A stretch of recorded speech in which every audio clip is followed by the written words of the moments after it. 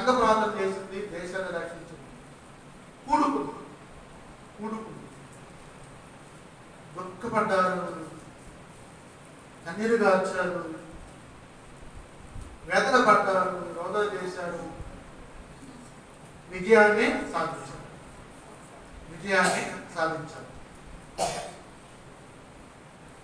ఈరోజు మీరు అందరూ బాగా ఇష్టపడుతున్నారు. ఎంతమంది మీ హృదయానికి శుద్ధీకరించుకున్నారు? మీ హృదయాన్ని శుద్ధీకరించుకున్నారు. ఆయన శరీరాన్ని భుజించడం కోసం, ఆయన రక్తాన్ని సేవించడం కోసం, మీ పాపములను, మీ దోషములను తీసివేసుకోవడం దేవునికి ఇష్టమై ఉంటాయి. కాబట్టి ముఖము మరుగు చేసుకోకుండా పశ్చాత్తాపడి ప్రభువుని అడిగి ప్రార్థన చేయాలి. నీవు ప్రార్థన చేస్తే నీ ప్రార్థన ప్రభు ఆలకించి సమాధానం ఇచ్చే దేవుడు. అంటే వ్యక్తిగతంగా ఉపవాసం ఉంటే తెల్లవారుజామున వేసి తలంటుకొని ముఖం కడుక్కొని ఉత్తుల బట్టలు కానీ కొత్త బట్టలు కానీ వేసుకొని గదిలోకి వెళ్ళి తలుపేసుకొని ఉదయం 6 గంటల నుంచి సాయంత్రం 6 గంటల దాకా 12 గంటలు ఉపవాస ప్రార్థన చేస్తే సమాధానం ఇచ్చే దేవుడు. మీ హృదయాన్ని దుఃఖపరచుకోవాలి. అంటే దుఃఖపడేవారు ధన్యులు, వారు వదాంచుకున్నదనే మాటకి సాత్విక ధన్యులు, వారు భూలోకమును స్వతంత్రించుకుంటారు. నీతి నిమిత్తమై ఆకలి దప్పులు ధన్యులు, పడవ రాజ్యము వారి. నా ప్రియులారా, ప్రభు మాట్లాడుతున్నాడు వాక్యం ద్వారా. ప్రతి విషయంలో కూడా వాక్యాన్ని చదివించే ఇప్పుడు మేము ఉపవాసం ఉంటే ఎందుకు చూడము? ప్రభు మాట్లాడుతున్నాడు. మేము ఉపవాసం ఉంటే ఎందుకు చూడము అని చెప్పి అనుకుంటున్నాం. ఈరోజు అనుకుంటున్నాం కఠినమైన ఉపవాసం ఉన్నా కదా, ఎందుకు నా పరమ ఆలకించమని చెప్పంటే, మీ పాపాలు ఒప్పుకోకుండా, దోషాలని తప్పుకోకుండా ఎప్పుడైతే పశ్చాత్తాపడి ఒప్పుకొని విడిచిపెడతావో అప్పుడు ప్రభు నేను ప్రార్థన ఆలకిస్తాను. తర్వాత అన్నాడు, మీరు ఉపవాసం కానీ లక్ష్య పెట్టరు. ఉపవాసం అంటారు, వ్యాపారం చేస్తారు. ఉపవాసం ఉంటే మేము ఈరోజు బట్టలమ్మ ఆమె పెట్టేసి కూర్చొని ఉపవాసం అన్నారు. కూర్చోండి. ఉపవాసం ఉంటే ఈరోజు గేదెలు గాయన కట్టేసి ఉంచుతా. ఉపవాసం ఉంటే ఈరోజు నేను పనికి వెళ్తాను, ఇంట్లో ప్రార్థన చేస్తా. ఉపవాసం ఉంటే ఈరోజు వ్యాపారం చేయను, కొట్టు మూసేస్తా. ఉపవాసం ఉంటే ఈరోజు జాబుకి వెళ్ళను, ఇంట్లో కూర్చుంటా. ఉపవాసం ఉంటే ఈరోజు నేను ఏ పని చేయను అని చెప్పి తీర్మానం చేసుకోవాలి. ఒకవేళ నీకు పగటిపూట ఇబ్బందిగా ఉంటే రాత్రి పూటైన సమయాన్ని కేటాయించి ప్రభువుకి అప్పగించుకుని ఉపవాసం ఉంటారు. స్తోత్రం. హల్లెలూయా. ఈ ఉపవాస ప్రార్థన, కన్నీటి ప్రార్థన, మోకాటి ప్రార్థన, పశ్చాత్తాపంతో కూడిన ప్రార్థన దేవుడు ఆలకిస్తాడు. స్తోత్రం. హల్లెలూయా. చూడండి, మరి మీరు ఉపవాసం ఉన్నాక వ్యాపారం చేస్తారంట, పని వాళ్ళతో పని చేయిస్తారంట, నిరాలు దొరికిస్తారంట, బతికిస్తారంట, పనికి పోతారంట. మీరు ఉపవాసం ఉంటే కలహపడతారంట, బూతులు మాట్లాడతారంట, అసహ్య చదువులు మాట్లాడతారంట. మీరు ఉపవాసం ఉండి గుద్దులు ఆడుకుంటారంట, కొట్టుకుంటారంట. భార్య భర్తలు దిగువారైతే పొరుగువారైతే పొరుగువారు. అప్పుడు మీ కంఠస్వరం ఆకాశానికి వినపడదు.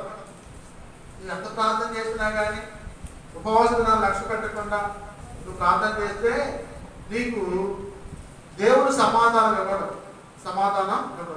చూడండి, మరి ఉపవాసం ఉన్నప్పుడు ఎలా ఉండాలి? వేషధారణతో ఉపవాసం చేస్తే చాలా మంది గుళ్ళకి వెళ్ళేటప్పుడు పట్టు చీర, నగలు, పూలు, పండ్లు, నెక్లెస్లు, గాజులు, లోలుకులు, నగరాలు, సవరాలు, అవాసులు వేసుకొని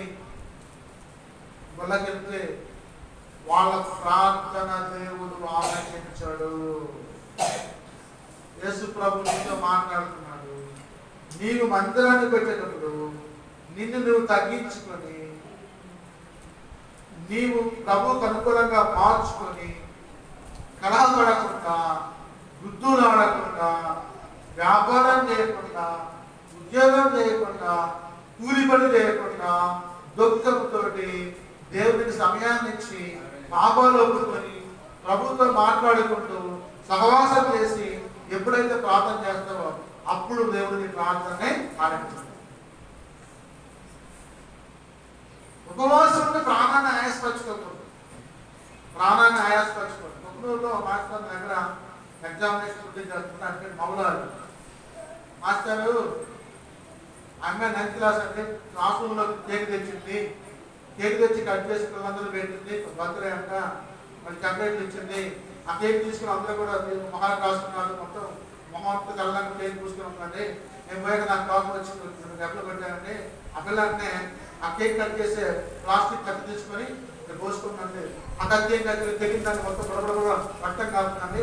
అటు పేదలు ఏం చేయలేకపోతున్నాం వాళ్ళు ఏం చేయలేకపోతున్నామండి. ఆ ప్లాస్టిక్ కత్తి తోటి బట్టలు తీసుకుంది, బండి కాలిపోతుంది. ఎందుకు చేసామంటే మాస్టర్ నా సంతోషానికి అవరోధం ఇచ్చాడు, మన సంతోషం ఉండడం లేదు. అమ్మ సంతోషం అంటే ఇంటికాడు చేసుకో తల్లి, రాకుండా కాదు. ఇక్కడ 100 మంది పిల్లలు ఉన్నారు, నేను పాఠాలు చెప్పాలి. ఇక్కడ మహారాజు కేక్ పూసుకొని కూర్చుంటే ఎట్ట పాఠాలు చెప్పామని చెప్పి మాస్టర్కి గద్దిస్తే ఆ గద్దెందుకు లోబడి అన్నీ ఏం చేసింది కోసు. ఈ రోజుల్లో భయం లేదు, భక్తి లేదు, విశ్వాసం లేదు, నమ్మకం లేదు, లెక్క లేదు. గురువు అంటే లెక్క లేదు.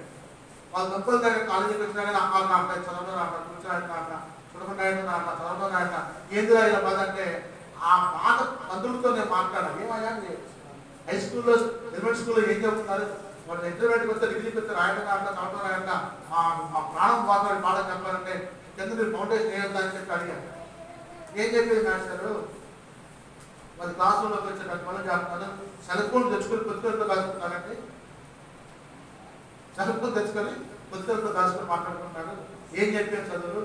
ఒక అమ్మాయిని చదువు లేకపోతే మీరు వాళ్ళ అన్నయ్య తీసుకొచ్చి కంప్లైంట్ చేయించింది. హెడ్ మాస్టర్తో మాట్లాడుతామంటూ అడిగారు వచ్చి ఆ మాస్టర్ మనకు పట్టకుండా వచ్చిందండి. మామూలు ఏం చేయలేకపోయింది రేడి పెట్టుకున్నా మాస్టర్లో చదువు చదువుతుంది ఈ దాంట్లో నవ్వుతున్నాను. అది ఎందుకు పోతున్నా క్లాస్ రూమ్లోకి ఏం పని నీకు? చిన్నపిల్లడు 10th క్లాస్లోకి ఏం పని, చిన్న క్లాసులోకి ఏం పని అంటే ఇది కాలాక చదువుతారు కూర్చుంది. ఇది కాదని అభిప్రాయం కోరుతున్నాను. మాస్టర్లు ఎందుకు చెప్తున్నారంటే నవ్వుతున్నాను. తెలిసి తెలియతాను. ఏంటది? తెలిసి తెలియతాను. భయం లేదు వాడికి. భయం నేను గుడిపెట్టి ఏం చేస్తంటే మొదటి గుడిపెట్టుతాను. కోడి పెట్టంట, ఒక కోడి పెట్ట